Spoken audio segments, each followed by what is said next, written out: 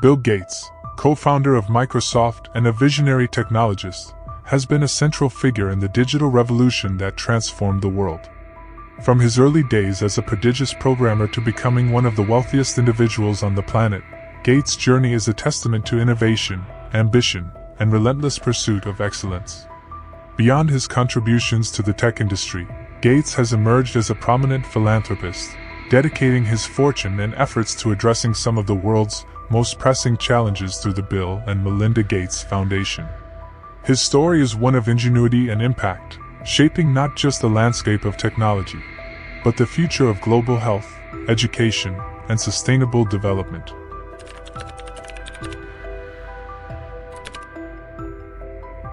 William Henry Gates III, born on October 28, 1955, in Seattle of Washington, is the son of prominent lawyer William H. Gates Sr. and Mary Maxwell Gates, who served on the board of First Interstate Bank System and United Way of America.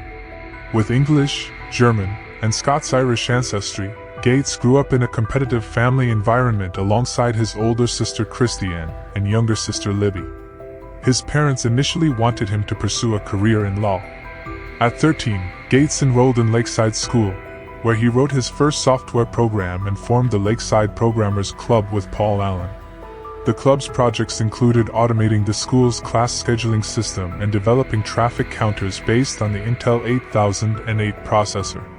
Gates' interest in computers deepened, leading to a ban from Computer Center Corporation for exploiting bugs to gain free computer time. Despite this setback, Gates and his friends continued to refine their programming skills. Gates scored 1590 on the SAT and enrolled at Harvard in 1973, where he met future Microsoft CEO Steve Ballmer.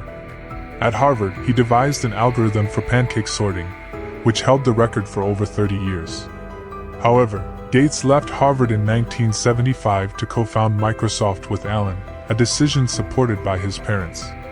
Their first major success came with the release of the MITS Altair 8800, for which they developed a version of the BASIC programming language. In January 1975, Bill Gates read an issue of Popular Electronics showcasing the Altair 8800 and contacted Micro Instrumentation and Telemetry Systems to propose a BASIC interpreter for the platform. Despite not having an Altair or having written the code, Gates and Paul Allen developed an Altair emulator and a BASIC interpreter within a few weeks. Their successful demonstration at MITS's offices led to a deal to distribute Altair BASIC. Gates took a leave of absence from Harvard to work at MITS, and Allen named their partnership Microsoft, later changed to Microsoft. Microsoft's Altair BASIC gained popularity, but Gates discovered widespread unauthorized copying. In February 1976, he wrote an open letter to hobbyists, criticizing this practice and advocating for paid software. Despite backlash, Gates maintained his stance. Microsoft became independent of MITS in late 1976 and moved to Bellevue, Washington, in 1979.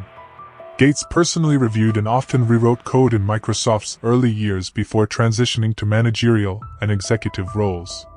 In 1981, he co-wrote the game DONKEY.BAS, included with early versions of PC-DOS for the IBM PC. Gates never returned to Harvard to complete his studies. But you might return to this channel again, if you click on the like button. In July 1980, IBM approached Microsoft about software for its upcoming personal computer, the IBM PC, after Gates's mother mentioned Microsoft to IBM's CEO. Initially, IBM requested Microsoft to write the BASIC interpreter and later needed an operating system. Gates referred them to Digital Research, but their negotiations failed.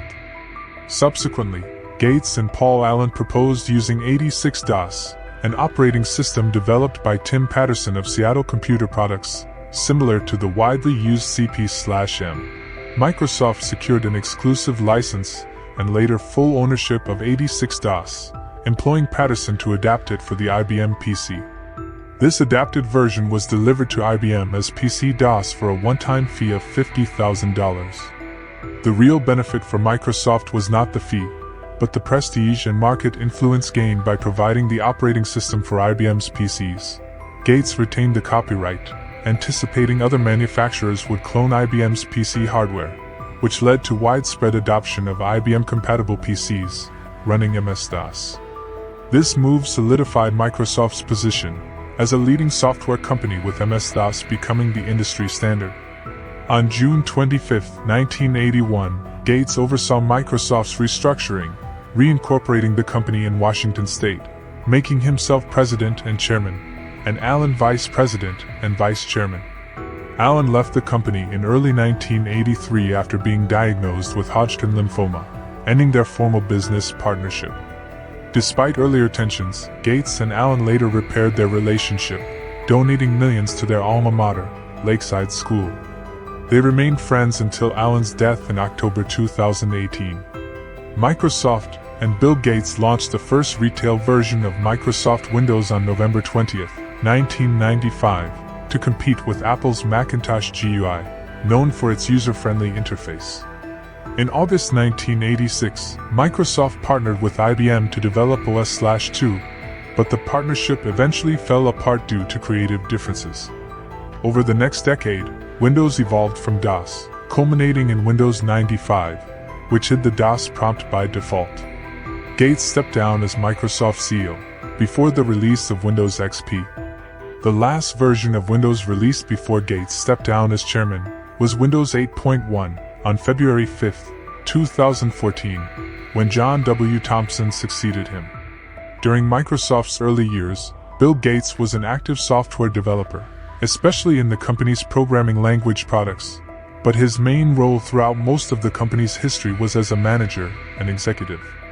Although Gates was not officially part of a development team since working on the TRS-80 Model 100, he wrote code that shipped with Microsoft's products as late as 1989. He was passionate about software, as evidenced by his enthusiasm for Microsoft Excel. In the late 1990s, Gates faced criticism for Microsoft's business tactics, deemed anti-competitive by several court rulings. In June 2006, Gates announced his plan to transition out of his day-to-day role at Microsoft to focus more on philanthropy. He gradually handed over his responsibilities to two successors, Ray Ozzie, in charge of management, and Craig Mundy, in charge of long-term product strategy. This transition was completed on June 27, 2008.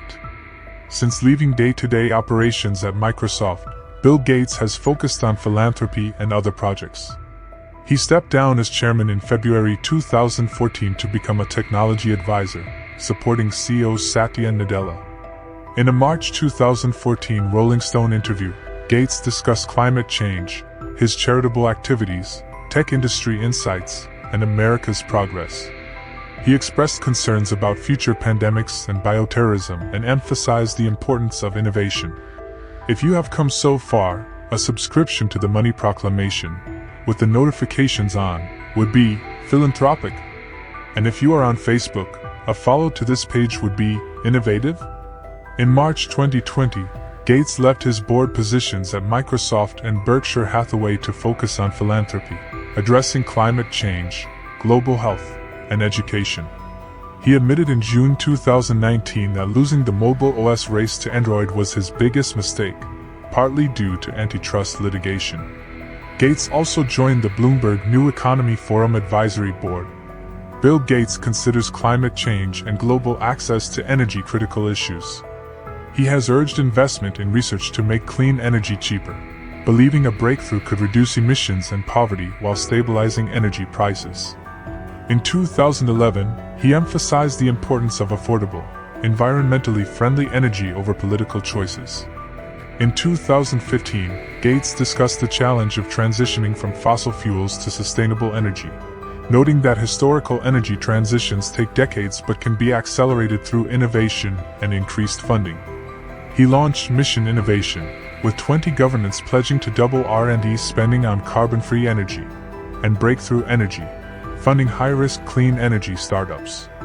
Gates has invested $1 billion in energy startups and committed another $1 billion to Breakthrough Energy. In December 2020, he called for U.S. institutes for clean energy research. He also urged rich nations to adopt synthetic beef to reduce food production emissions. Critics have pointed to Gates's stake in Signature Aviation, which services private jets. In 2019, he began divesting from fossil fuels, stating he did not want to benefit from their stock prices if his alternative energy efforts failed. His book, How to Avoid a Climate Disaster, was criticized by some climate activists for technological solutionism. Inspired by the book, Wondrium produced the series, Solving for Zero in 2022. In June 2021, Gates' TerraPower and Warren Buffett's PacifiCorp announced the first sodium nuclear reactor in Wyoming, a step toward carbon-negative nuclear power. Gates supported the Inflation Reduction Act of 2022, which aims to significantly cut global greenhouse gas emissions and help limit global warming to 1.5 degrees. He praised Joe Manchin and Chuck Schumer for their efforts, calling the act potentially the most important climate legislation in U.S. history. Gates further addressed climate change in his commencement speech at Northern Arizona University in May 2023, where he received an honorary doctorate. Bill Gates studied the philanthropic work of Andrew Carnegie and John D. Rockefeller, donating Microsoft stock in 1994 to create the William H. Gates Foundation. In 2000, he and his wife formed the Bill and Melinda Gates Foundation with $5 billion in stock, now the world's largest charitable foundation. The foundation focuses on global development, health, U.S. education, policy, advocacy, and supports a wide range of public health projects. Gates has invested in sustainable energy, including funding nuclear reactors. He played a significant role in passing the 2022 Inflation Reduction Act to combat climate change. Gates aims to give away virtually all his wealth and eventually leave the list of the world's richest people. But there is a twist in this video. One piece of information in this video has been changed. To give you a hint, the word TMP would appear on the top left of the video, where the information has been changed. Write down in the comments section what is the correct information. In April 2017, Bill Gates partnered with Roger Federer for the Match for Africa 4, a non-competitive tennis match in Seattle to support the Roger Federer Foundation's charity efforts in Africa. They played against John Isner and Mike McCready, winning 6-4 and raising $2 million for children in Africa. In 2018, Gates and Federer played again in the Match for Africa 5, winning 6-3 against Jack Sock and Savannah Guthrie, raising over $2.5 million. In 1987, Bill Gates became the world's youngest self-made billionaire at $1.25 billion. He topped Forbes' list of the richest people from 1995 to 2007 and again in 2009, maintaining the position until 2018 when Jeff Bezos surpassed him. Gates' wealth briefly exceeded $100 billion in 1999, making him the first person to reach that net worth.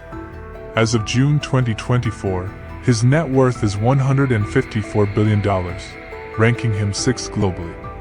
Gates has paid over $6 billion in taxes and supports higher taxes for the rich. He founded Corbis in 1989 and joined Berkshire Hathaway's board in 2004.